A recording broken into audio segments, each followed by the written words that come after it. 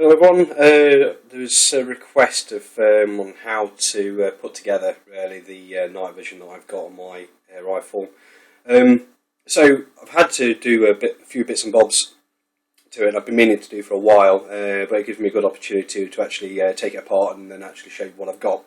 So really all we've got here is, this is some silicone hose, mainly used for the motor industry. I think, if I remember correctly, it's a 41mm diameter across. If you go onto eBay, there is a reseller who sells this particular piece of tube, and if I'm also correct, the length of it is about 4 inches in the old Imperial stuff.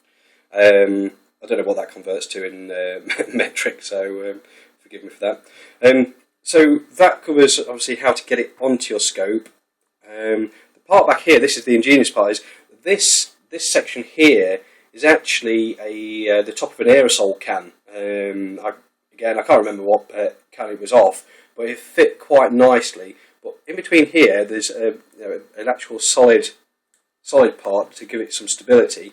That turns out to be a cow and gate baby food from my stepdaughter's, well, my grandson food that was born earlier last year. Again, what I've then done is I've taken the infrared camera. Here, obviously, it's all messed up with tape at the moment.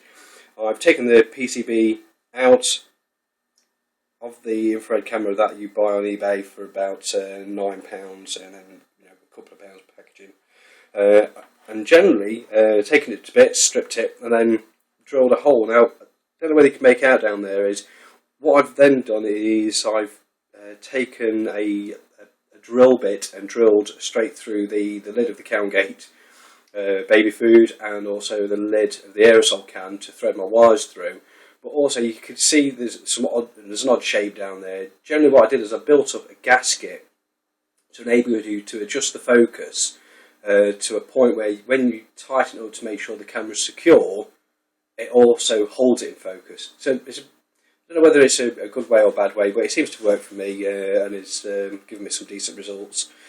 That leads me then onto the wiring, and this is where I've taken it apart, because I did have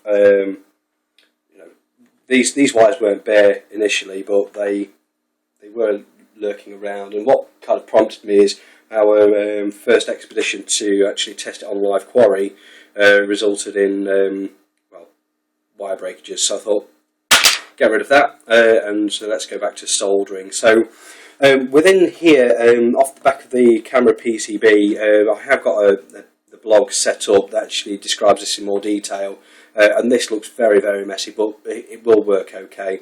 But generally you have 4 wires that come off. One will kind of run through to give you your video feed. This is generally your yellow connector. So the 4 wires from here, as described in the blog, it'll kind of guide you through what to solder up here. It's again messy, but it works. Generally, then what you then do is you split it down into, well, how I've done it is down through to your video, very simple one. Then also a power connector, and another power connector, and this is how I've got mine set itself. So that covers the kind of camera setup, fairly straightforward for my thoughts. But then you get your actual video player, video screen.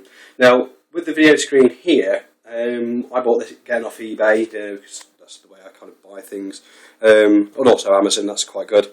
But with this particular screen, it's a 3.5-inch screen. It's nothing fancy. It's a very cheap kind of setup. However, when you get it, you kind of get your normal kind of video cable sides. But also on here, you have some additional ones, and I can't remember. Well, that was it. One was for audio, and another one was for additional power or something like that. Cut that off. You don't need that. The only 4 ones that you really need are. In fact, you don't even need the white one. I'm just thinking. So you can get rid of the white one as well. So you just left 2. So power and your video. So generally to get this rolling, I went out and purchased a two blocks of 9-volt holders.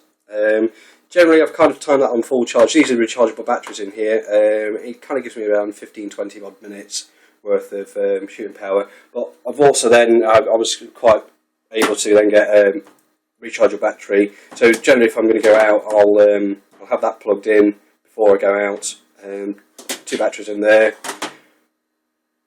2 of these ones have been on charge, and then after a while, you don't need this on all the time, for what you're going to be doing. So 20 minutes to 40 odd minutes worth of shooting should yield you quite a decent amount. But anyway, so kind of to put this together, and I'm just going to really try and do this one-handed, so it might or might not work. Here we go. It's just fun times to do this. Right, so plug that into there. Obviously the trick to this is going to be trying to put it together without earthing it out. Right, I need to go. Oops. Yeah, that's not going to work. So that's connected up there. This is where the fun bit's going to be. Is just 1 second. I'm going to pull this down.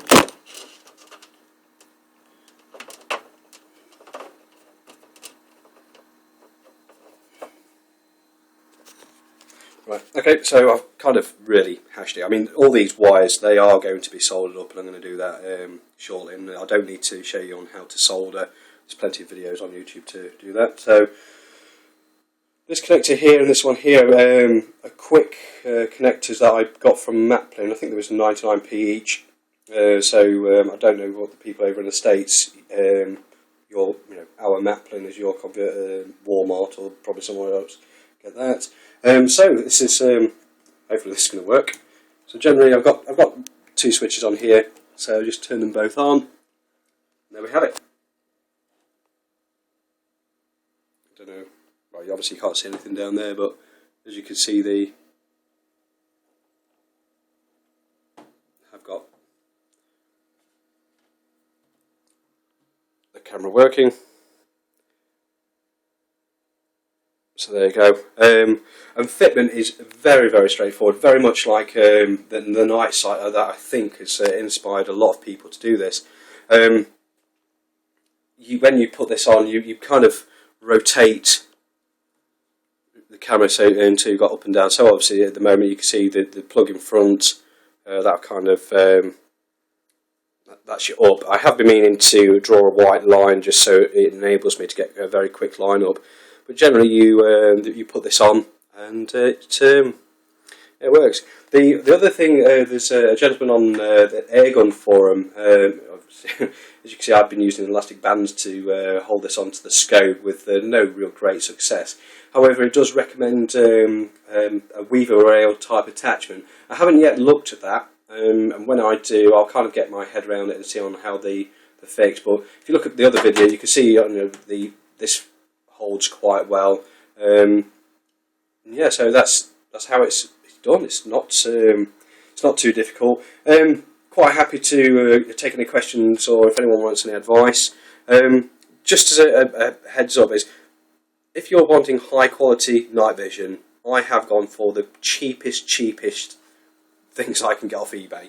The camera, £9, and I think this, I did end up buying 2, and I think this kit here cost £25.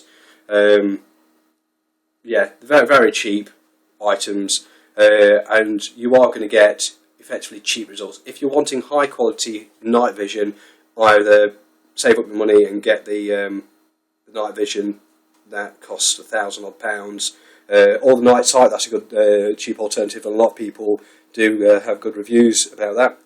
Well, it's all down to your own choice. But if you want to challenge and you want to have a go at doing your DIY night vision, this is more than adequate, and I'm quite pleased with the results. Anyway, any questions? By all means, get in touch.